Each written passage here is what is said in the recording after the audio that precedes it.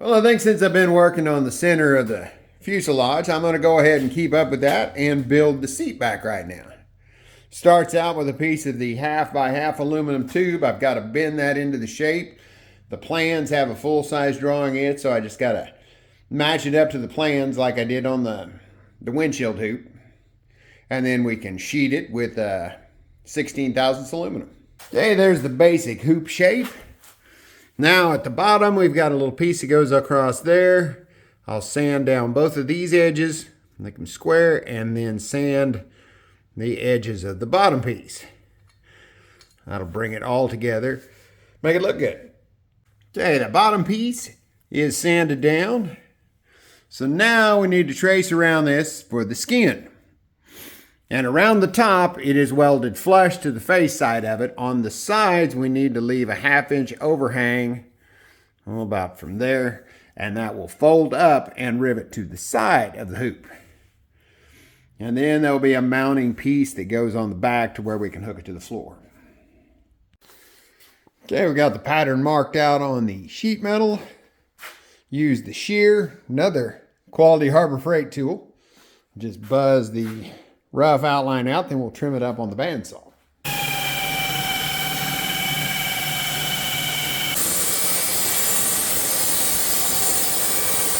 Okay, I drilled and clecoed the bottom piece onto the skin. Got that setting on there. Drilled the holes for the corner of the bends for the side flaps. So now we'll just trim the ends and then we can bend these up on the line to fit on the side here. And then we can drill through the skin and the bow on the top and rivet those onto the face. Okay, I folded both sides up, drilled and clecoed that, left plenty of overhang because I just rough cut everything. Then trim it down flush, probably using the angle grinder with a real fine pad. I can take that edge off, smooth it out, make it perfectly level. Then we'll flip it over once this side's all level, drill and cleco around the top edge. And then sand it down to where it's perfectly smooth.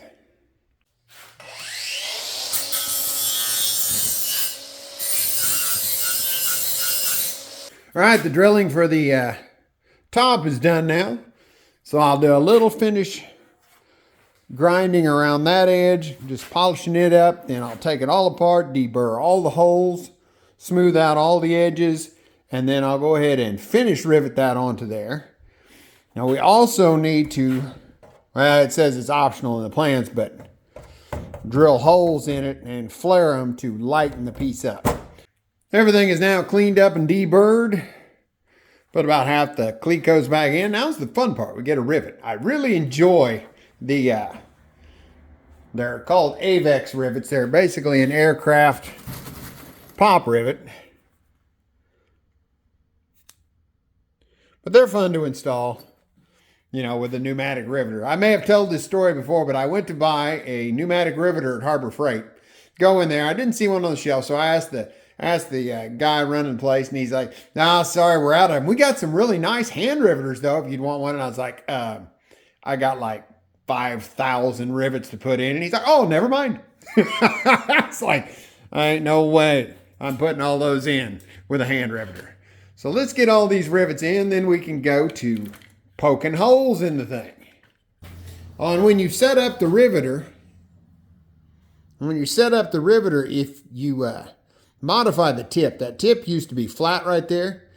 You kind of round it like that, and it makes nice little dome shapes out of the top of the rivets. Looks really good.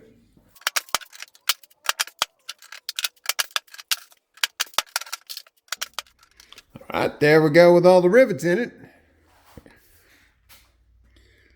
And that's what I was saying about them making it into a little dome shape. So now I need to figure out where I want to put the lightning holes.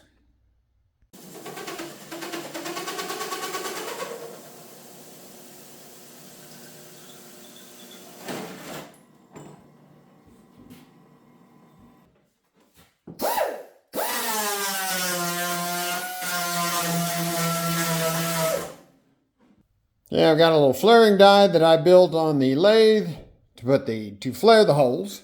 And the outer ones we can do on the little arbor press here.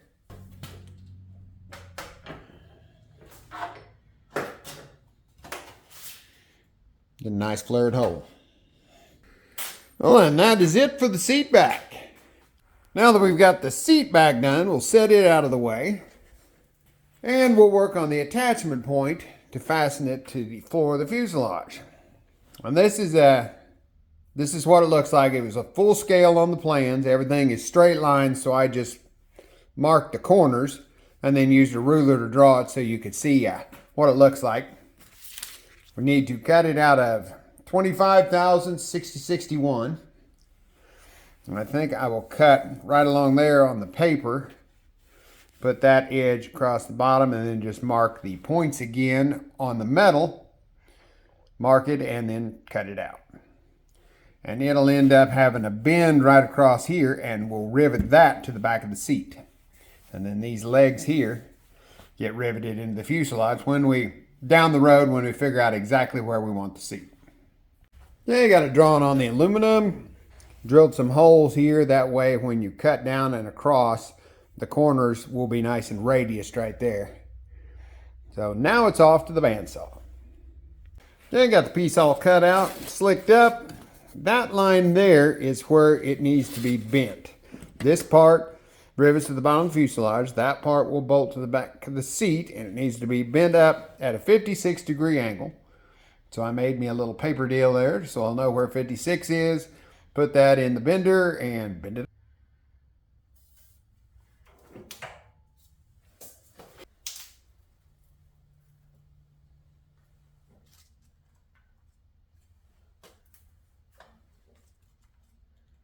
Now put that on the back side of here. Marked where the pieces of square tubing are. Marked where I want the rivets. So now I just need to drill those out. Put that on the back of that. Drill into here and rivet it on. This is all drilled, deburred, and clecoed. So now we can rivet.